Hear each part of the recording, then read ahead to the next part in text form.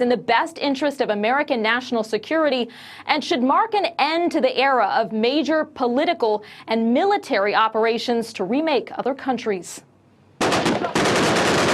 Snapshots from the end of a 20-year war. The last U.S. soldier boarding a plane to leave Afghanistan. The final diplomats carrying the American flag. As Taliban militants celebrate in the streets and comb through equipment the U.S. military made inoperable before leaving, President Biden addressing the nation today. We succeeded in what we set out to do in Afghanistan over a decade ago. Then we stayed for another decade. It was time to end this war. The president faces fierce criticism for the deadly chaos of the final days in Afghanistan and for sticking with his timeline, despite leaving as many as 200 Americans behind and thousands of Afghans who worked alongside the U.S. I believe there should be accountability for what I see as probably the biggest failure in American government on a military stage in my lifetime.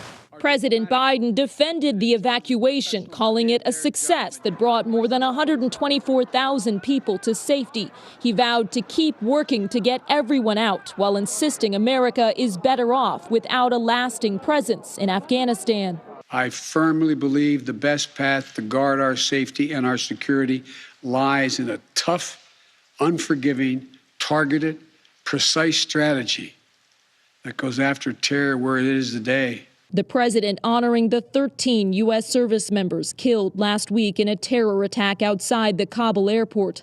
The fallen joining more than 2,400 U.S. troops lost in a bloody conflict that's ending how it began, with the Taliban in control of Afghanistan. President Biden has been counting on having public opinion on his side over his decision to leave Afghanistan. Today, a new Pew Research poll finds a majority of Americans do support the withdrawal, but most do not give high marks for how he's handled it.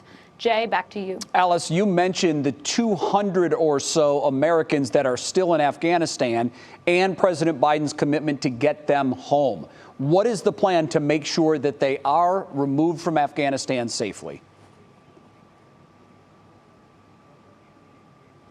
Right. I mean, that is a major, major open-ended question. We heard yesterday from the Secretary of State, Antony Blinken, that this is going to be kind of a diplomatic mission now, of course, because American service members are gone. We do not have control of that airport anymore. But the State Department has made contact consistently with these folks. It seems that many of them maybe made up their minds later on in the game that they wanted to go, and that may have been why it was harder to get them out. But they're promising to keep working with the Taliban in some cases, perhaps with neighboring countries, to try to get them out by land or potentially back through the airport if the Taliban is open to that, since really we're on their land at this point. All right. Jay, back to you. Obviously, that is the next big turn in this developing story. Alice Barr, live from Washington this afternoon. Alice, thanks. Betsy? Well, Kabul, Afghanistan may be more than 6,800 miles from Northeast Ohio, but local legislators are obviously watching all of this very closely. Our team coverage continues now with Mark Namick, who spoke with a politician about how this whole thing ended. Yeah, I did. I talked to Republican Anthony Gonzalez of Rocky River, and, he explains that, the view of this has really changed in the last few days for obvious reasons with the chaos that Allison just described. But coloring the view also is the 13 people who died outside that airport just recently, including a service member, Navy Corpsman Max Soviak of Berlin Heights. He was among the more than now 2,400 service members who of Rocky River praised the Americans embrace the war's end. He said he can't when more than 200 Americans remain in Afghanistan. And let me tell you, for those who fought, you were a success. Don't let anybody tell you otherwise. The point of the Afghanistan mission was to prevent another terror attack on America. Laden, check, and to reduce the terrorist presence in that region. And now we have left the country while leaving behind hundreds of American citizens, kids, their mothers, their fathers, grandparents. We have left. Nothing ended. The only thing that ended was an arbitrary deadline imposed by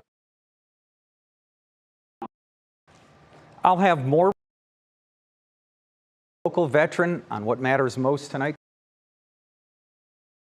Thanks so much, Mark. Jay? Time to talk about our Cleveland Browns. Team set its first 53-man roster of the season, but to do that, they had to let 32 players. Anchor Nick Camino joins me now. Nick, I want cuts. Yes. Who's the big one today? Passion there was about the 50 Browns fans. I mean, today's been pretty crazy when it comes to social media. But to answer Jay's question, I will go with Kadero Hodge, the Browns wide receiver. And it's interesting because yesterday here on this same show, on this same segment, Jay, I told you I thought Hodge might make the team, but he was part of these final cuts. I thought he had a nice preseason for Cleveland. I mean, he caught 2 touchdowns in his time with teams. I thought he was solid, but here's the thing. The roster, Jay, you know this. It is just so room, and you've got guys that are back. There's a lot of talent on this Browns roster. Yesterday, these tough decisions. Kevin Stefanski was asked today about Hodge. Hard. It's not easy to get this roster to 53. And I told the guys that the other night after the game. I wish I could keep everybody, but it's just not the reality of this NFL. Yeah, I'm sure economics played a part in this. Absolutely. If Hodge made the roster, he was due over $2 million. And you mentioned that to me yesterday. They've got to watch all of that now. Okay, so the other question that we have is receiver Davion Davis, because he clearly looked good in preseason, but he does have some issues with a suspension coming. Where is he right now? He does. Well, here's the thing. I think they must really like him because they're going to bring him along. But here's the thing, Jay, as you mentioned, he made the roster, but he has to miss the first 2 19. So the Browns have already moved him to the reserve suspended by commissioner list. He's eligible to return to the Browns on September 20th, but they must really like him, right? Yeah. If you feel like he's going to miss the first 2 games, and again, they're set at that position right now, but at the same time, to carry a guy like that, you must really like him. Depth is very important. Oftentimes that separates the playoff contenders from the Super Bowl contenders, how deep they can go. Interesting comment from Andrew Berry, and I thought this hit the nail on the head. He said about the cuts, it's not always just the most talented 53, it's the right 53. And it's got to be the right fit. You know that too. Yeah. And I think this team even still has a nice number of guys that are young, that will bring some energy. You've got some veterans, and we know they've got some guys in their prime, which is why I think a lot of us feel like this is going to be a really, really good team. But again, these are tough decisions, but these are the decisions you want to have. Yeah, absolutely. All right, on to the Chiefs. 12 days. 17 hours, 12 minutes. He's counting. 10 seconds, 9 seconds, 8 Nick, seconds. thanks. Or we're ready. Bets. We turn now to Louisiana, where crews are still working around the clock to find victims and restore power. About half of the state is still without power, and some might be waiting a few weeks to get it back. Parts of Louisiana could be unlivable for months, and the recovery could take years. Rescuers are struggling to get to coastal communities, and people are still using boats to get through parts of the state. This is going to be a marathon and not a sprint. My heart sinks because I know what we went through to rebuild after Katrina. Louisiana, one of several states impacted by the storm. Mississippi also getting heavily impacted. 2 were killed, 10 others injured when some 50 feet of highway washed away, leaving a 20-foot deep hole. FEMA and the Red Cross continuing to send reinforcements to the disaster response in those locations. Coming up next on What's New, the latest on clean energy. This Tech Tuesday, I speak with a local physics professor about how one new source could be a complete game changer using nuclear fusion. Jay talking physics. That should be the line right there. I can't wait for this. Then ahead for us in Pot Break, changes just keep on coming for Jeopardy, but now add Wheel of Fortune to the mix. Why executive producer Mike Richards is now out of both shows. Talk about a roller coaster ride for Mike Richards over the last couple of weeks. All right, we say our first hello of the show to Matt Wintz. Hi, Matt.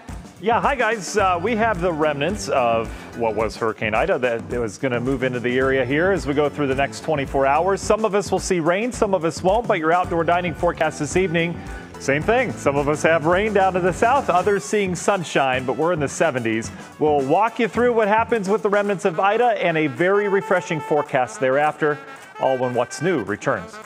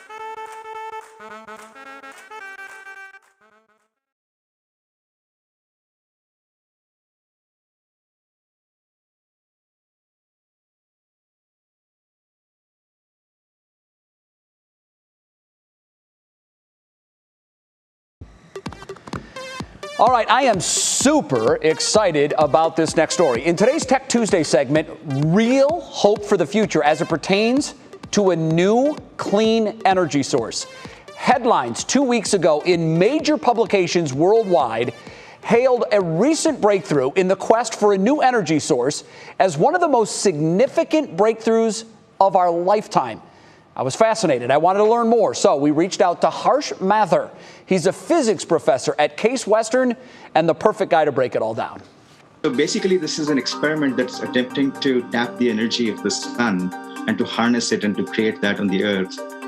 And it's not the first time people have tried this. It's actually been an ongoing effort for the past 60 or 70 years. It's this sort of ambitious idea that maybe you can get ahead by zapping the fuel, which is hydrogen, with lasers, because that's what powers the sun. Scientists in California, using 192 lasers the size of 3 football fields, were successfully able to heat up a small hydrogen pellet to temperatures near that of the core of our sun, producing a massive amount of energy.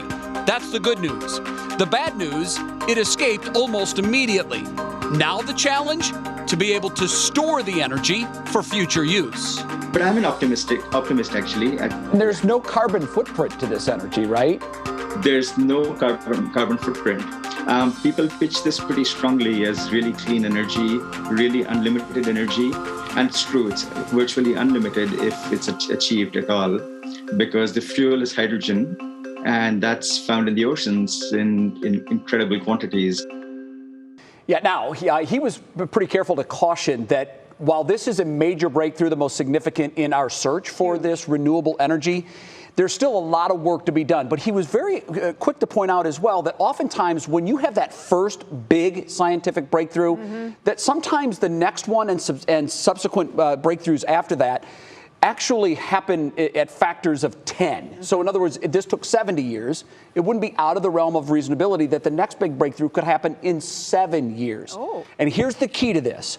In heating up this small piece of hydrogen, this little pellet, to 10 million degrees Celsius, it still only produced 70% of the energy that it burned to get it that hot. Okay. The hope is that once it makes more energy than it spends to get there, they've reached what they call practical fusion energy, and he believes he's going to see it. Well, the whole thing, too, is the chain reaction. Exactly. To get it to It's do the it on inertia its own. yes. So once it starts, it just goes. That's where nuclear energy comes in. Absolutely. That's fission. That's the splitting of the molecules. Fusion is where the Bringing them molecules are together. bringing together. Yeah. And it actually, if I kick it old school back to 10th grade Yes. chemistry, it's more powerful. It's very exciting.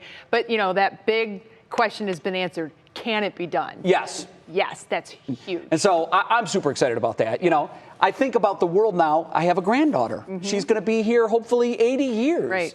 This is a perfectly clean, no carbon footprint energy, and the fuel that burns it is limitless.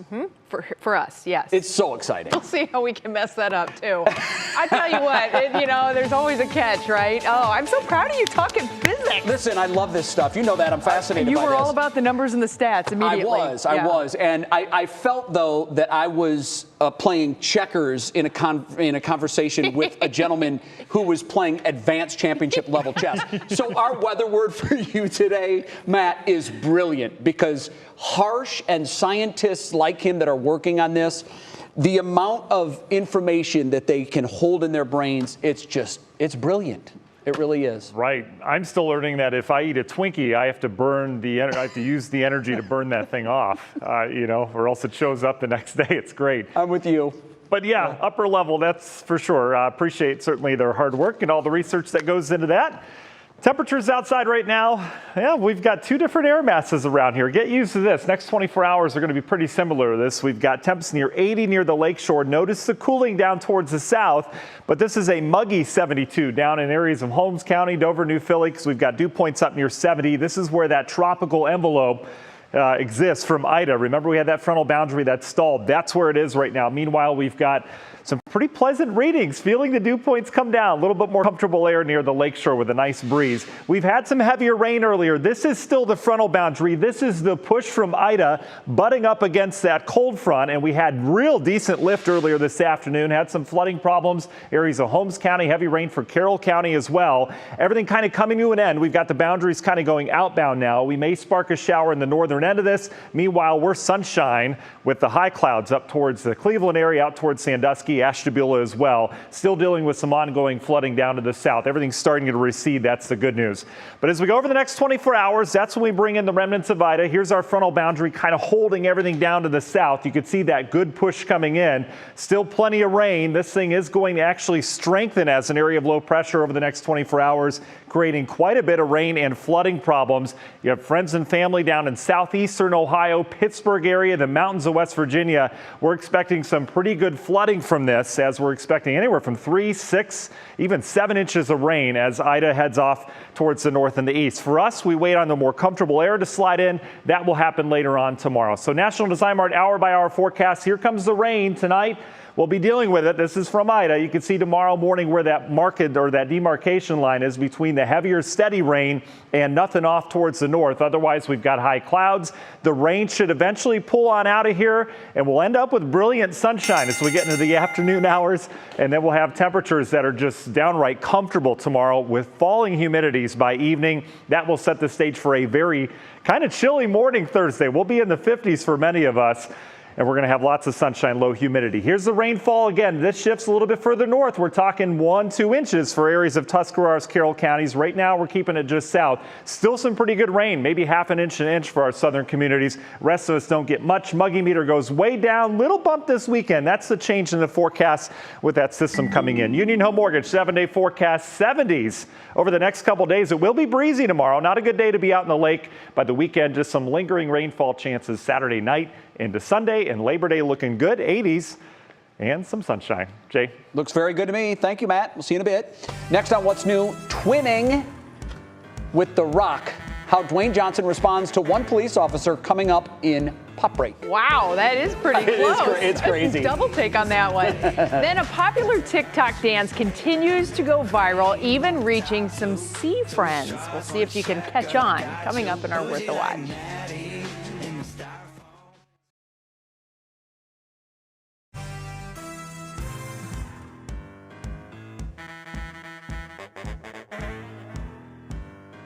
Mike Richards is officially out of a job.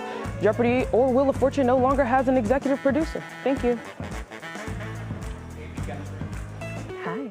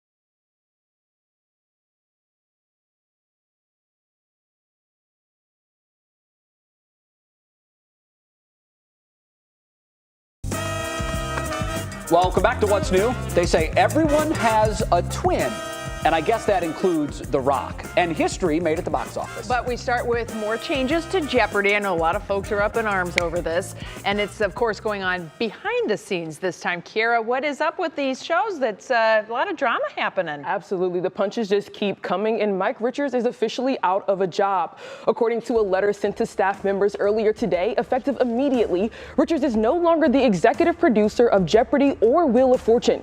Richards, who was tapped to take over for the late Alex Trebek, stepped down earlier this month after his conduct and comments made on a podcast were called into question. In the letter, the company said that they hoped that Richards' exit as host would have minimized the disruption and internal difficulties that they experienced over the last few weeks, but added that that clearly has not happened. Mayim Bialik will fill in as host for at least the next 3 weeks. And the recently released horror film Candyman made headlines this week, raking in $22 million in its opening week. But also making headlines is its director, Nia DaCosta. The 31-year-old is now the first black woman director to have her film debut at #1 on the box office charts. DaCosta co-wrote the 1992 remake with Jordan Peele and Wynn Rosenfield. And the good news for us is that she's not slowing down. DaCosta is currently working on the follow-up to 2019's Captain Marvel titled The Marvels, which is set to be released in November of 2022. And an Alabama police officer has been turning a lot of heads lately. 37-year-old Eric Fields recently went viral due to his uncanny resemblance to Dwayne "The Rock" Johnson, and he agrees. The Rock quoted a picture of the two side by side on Twitter saying, "The guy on the left is way cooler." He told him to be safe and thanked him for his service, saying that the two need to get together for some Terramana, Johnson's tequila brand, so that they can hear The Rock's stories. The Morgan County officer called the comparisons humorous and flattering. Now, how about a fun fact for you? According to the BBC, there's only a 1 in 135 chance that there's a single pair of exact doppelgangers. So I hate to burst your bubble if you were hoping to find your long-lost lookalike. We found rocks. Oh my gosh. I mean, you really have to look closely to figure out which one. Right? I mean, like muscles, facial structure, all of it. And the pose, too. He had the Rock swag. Yeah, How he was kind of leaning that's not back. hard to do. Did you hear over here in the peanut gallery back here, and Jen and our friend, she's, wow. Now, I wonder if that wow was about the similarities or about The Rock without a shirt on. Probably all of the above. Bit of both. Was it all of the above? Yeah, everything. Yeah. I mean, I guess it's appropriate in either case, but do you have a doppelganger that you know of? Anybody that we would know? Betsy, how about you? I don't think so. They asked me earlier today, do you have a celebrity I'm like, no, I don't. I don't think I resemble I don't know. anybody. People tell me I look like other people, but yeah. We never see that in ourselves. No. I only use it when there's freebies at Costco and I have to go back and get that, the samples. I was my twin. That's hilarious. Well, everybody, our TikTok users are going to know what today's Worth the Watch is about. Country singer Walker Hayes created a dance to his song Fancy Like. People all over the country are now doing this dance, and it's even part of an Applebee's commercial. But we found the best version yet. Meet Brian, the sea lion. Applebee's on a date night. Got that Bourbon Street steak with the Oreo shake. Just some whipped cream on the top too. Look at that little baby go. Right? Do anything for a fish. Yeah, they will. That's some good moves. Remember Geauga Lake, when we had Geauga Lake here in Northeast Ohio and the Sea Lion show, and it was just like, it was hilarious, and they would perform and everybody would laugh, but boy, look at that, Logan.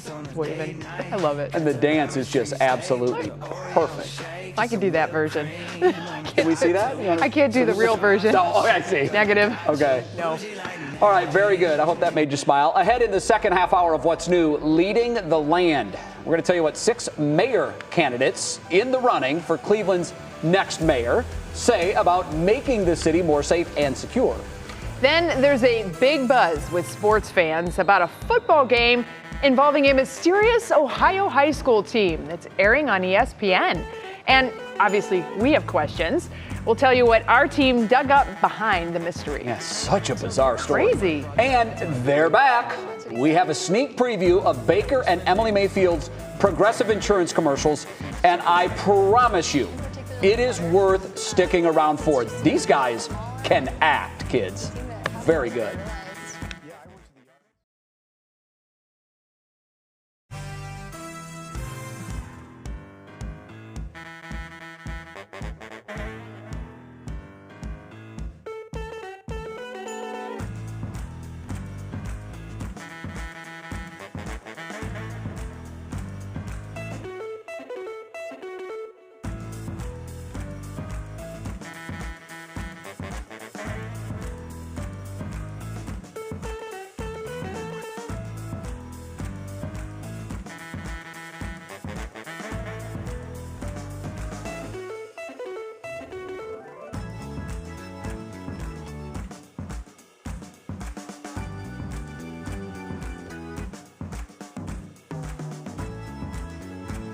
Can I just stand? Sure. It's just so much easier. I'm sorry.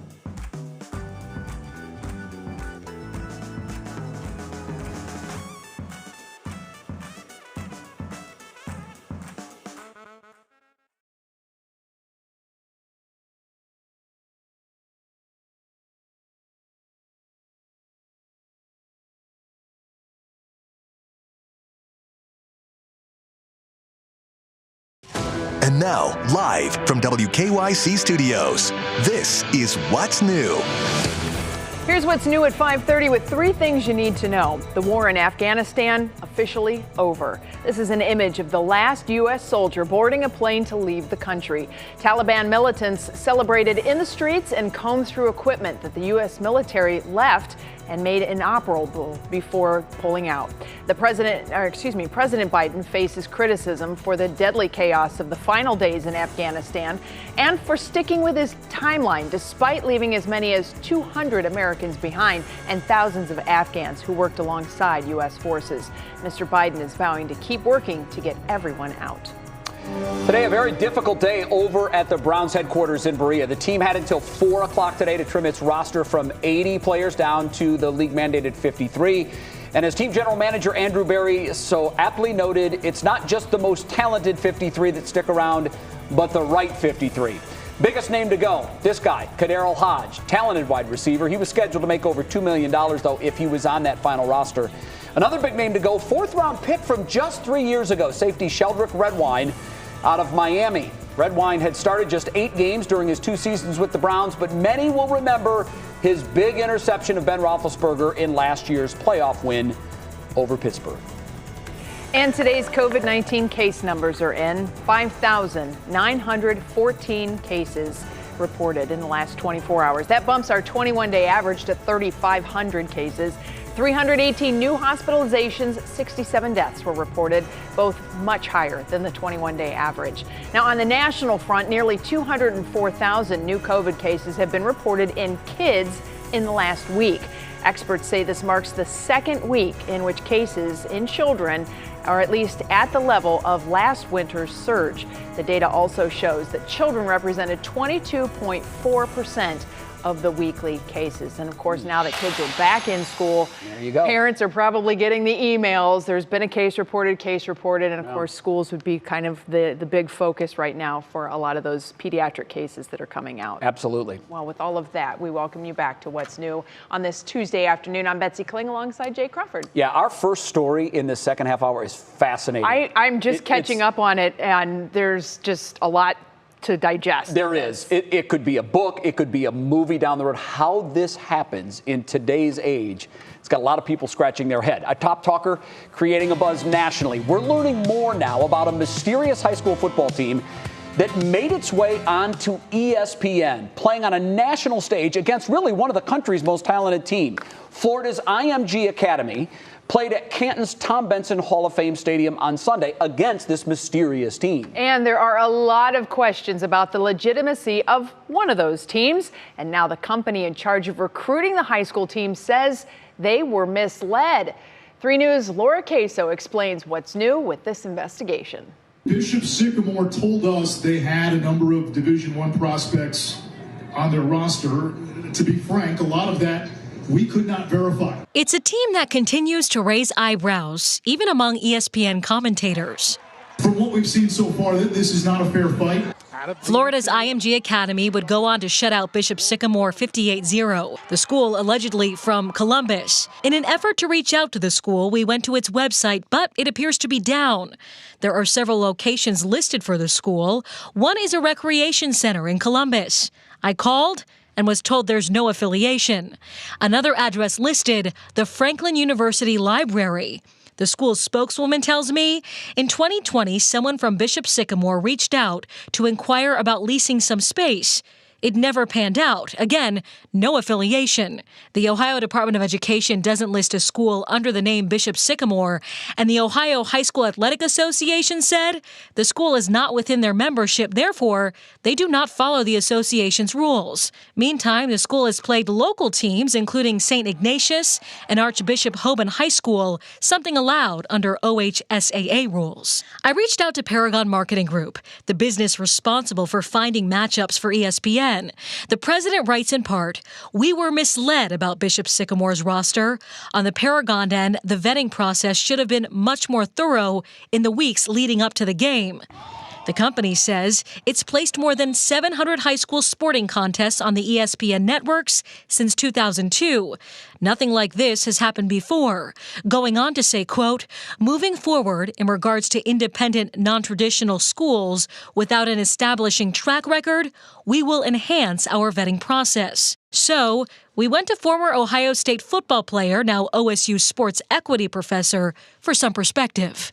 But when you're talking about these major contracts that are at play for, two institutions to have a chance to play on national television with ESPN, certainly there's money involved. And when there's money involved, sometimes there can be questionable ethics involved. And I think that's, as this story continues to develop, that's what we might see. Now, I reached out and left messages for the team's founder and also athletic director. I have not heard back. Now, St. Edward is supposed to play this team on September 25th. We reached out to them too, haven't heard back from the athletic director. And also, we've just learned that Governor Mike DeWine is asking for the Ohio Department of Education to conduct an investigation into Bishop Sycamore to make sure it's in compliance with Ohio law.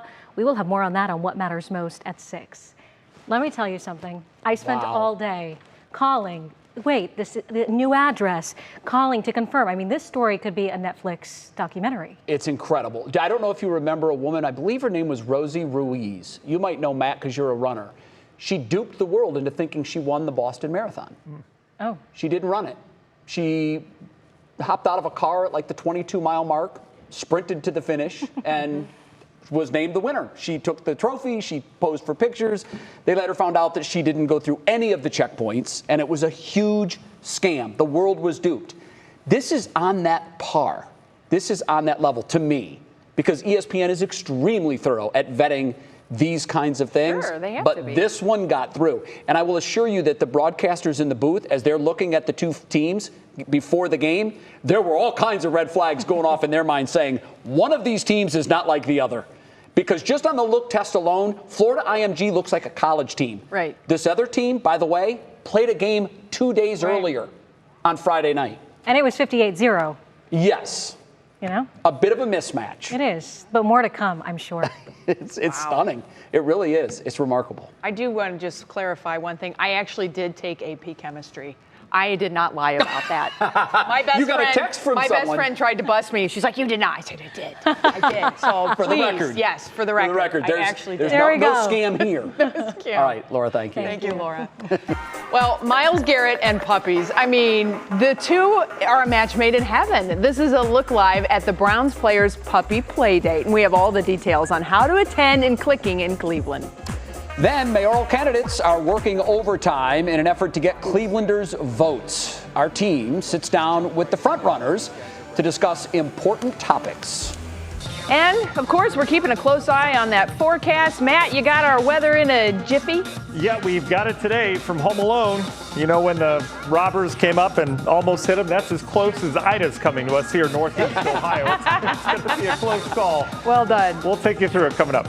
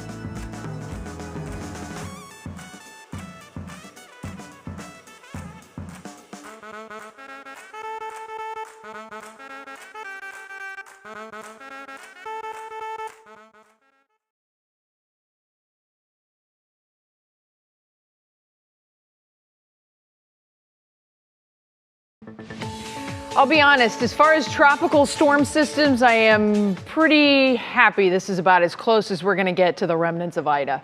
Yeah, Betsy, you're absolutely right. I mean, this obviously it was a wind issue when it hit, but this has become such a flooding issue for so many folks, especially down Louisiana, areas of Mississippi. But as we were talking earlier, this is going to be a big flooding issue for areas of Pennsylvania and West Virginia out towards the eastern seaboard as well. That tropical moisture and the tropical entity with the system does not go away once it hits land. The wind does, though. Speaking of wind, I want to start with the wind. Look at how it's just kind of butting up and kind of converging here right in this line. You see all the little hodgepodge there. That's where the air goes up.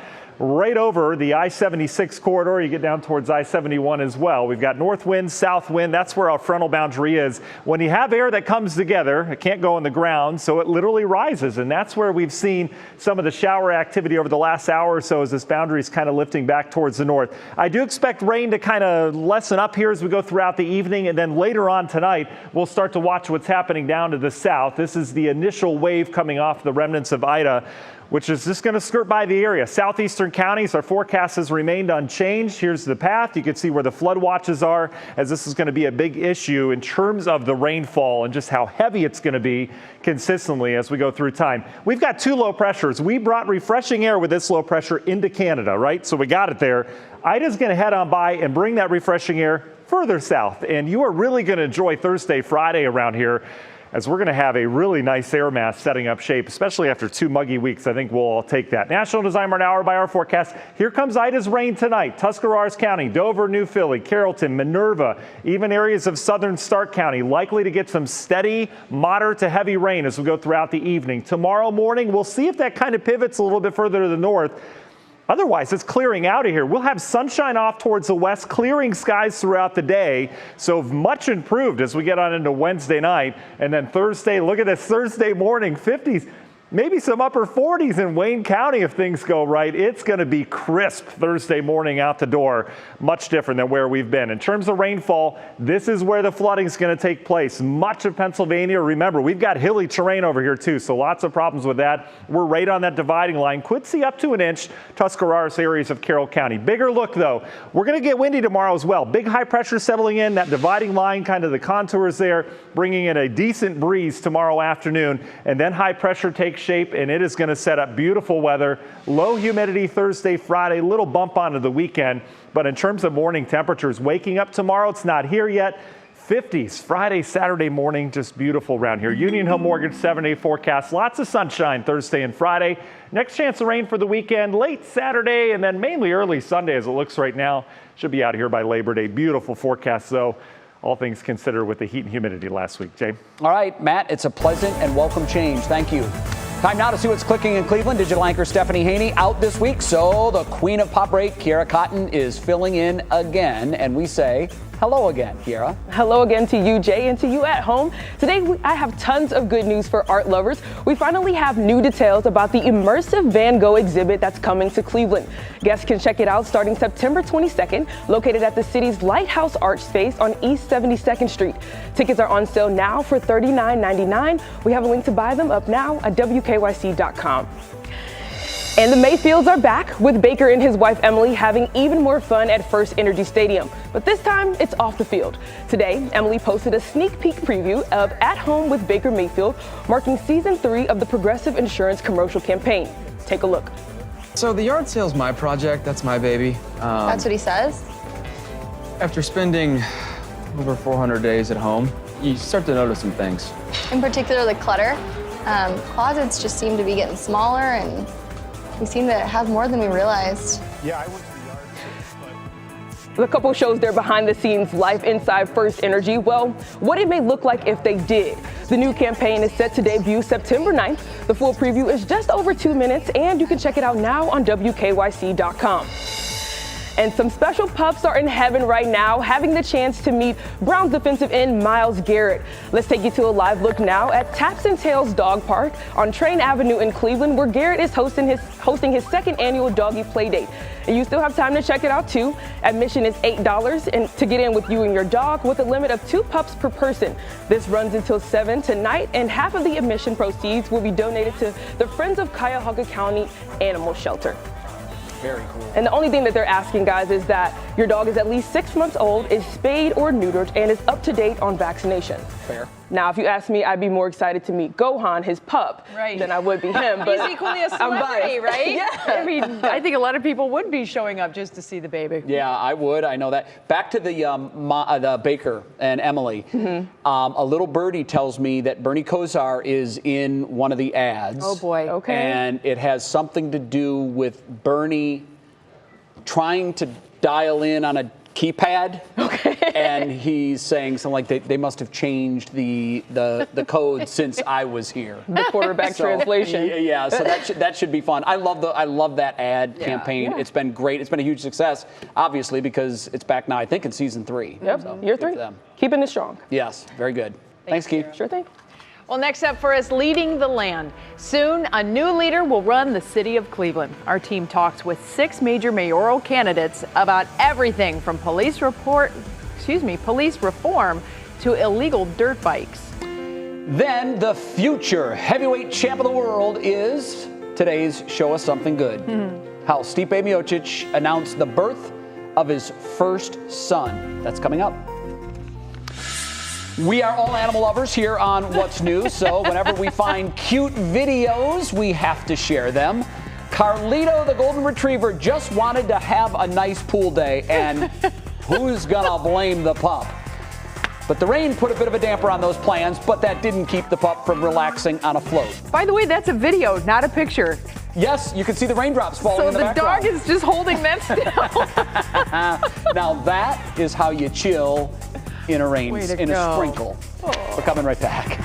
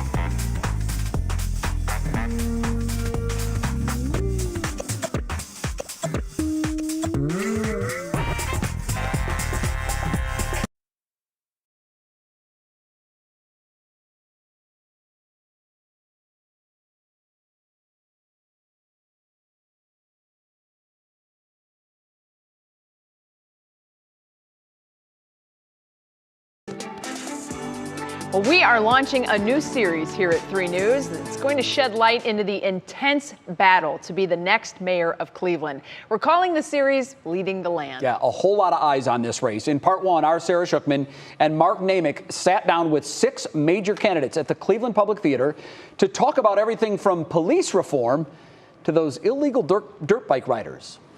Let's just jump right in, and when these guys are ready. Ready. What is the most important police reform you will pursue as mayor? The first reform is funding. The city has been hoarding money. It's sitting on over $80 million in funds that could be used to hire more police. For me, it's going to be executing the Civilian Oversight Review Board that's going to be on the ballot this November. Accountability.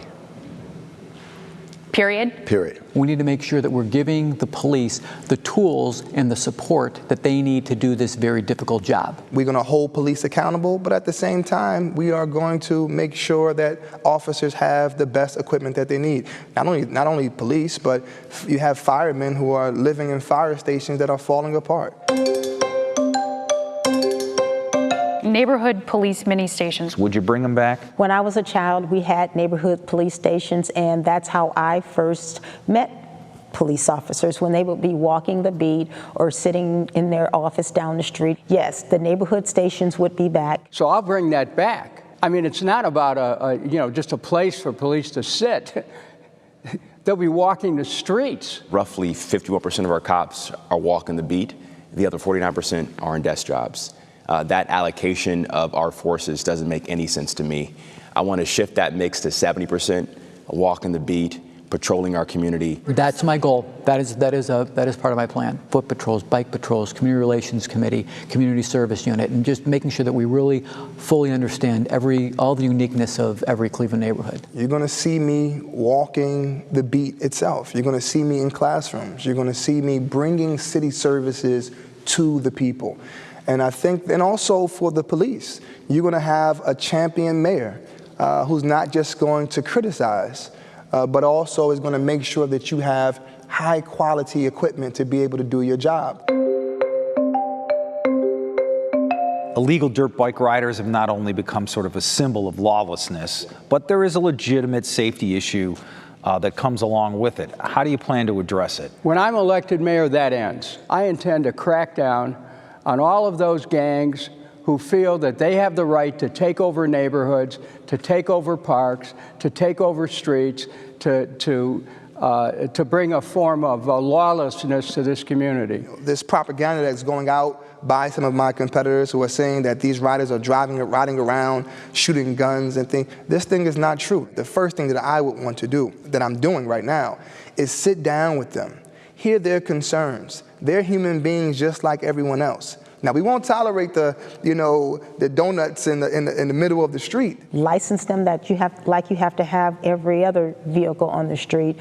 If you drive a car or a truck, you have to be licensed and regulate them on the state level as well as on the city level. I mean, when you look at a Kelly Jackson administration has gone along with these dirt bike riders, appeased these dirt bike riders, that the fact that we're going to build a $2.3 million dirt bike track, which I voted against. When you do those type of things, then they feel as if, okay, everything's all right, everything's cool. But it's not all right. We need to involve the community to where they see them. And then we just really have to make sure that when there's a call, that it becomes a priority call, that these dirt bikes are at a certain intersection, they're gassing up, they are fueling. We need to make sure that the police respond quickly. I believe we need a special unit inside of our police department to track down and crack down on these ATVs. Now, that is a real problem that is ongoing here in Cleveland. We should mention one candidate, Ross DeBello, declined our request to participate in Leading the Land. And tonight, the candidates share their plans to help Cleveland recover from the pandemic. To hear the full interviews with each candidate right now, you can visit WKYC.com. I just find it so interesting. There's parallels and similarities, and yet there's very different things too. Yeah. And so these are much is insightful. going to change. They're very insightful. Yeah, definitely. All right, after the break on What's New, entering the world cute as can be, Steve Miocic welcomes a son. More ahead in Show Us Something Good.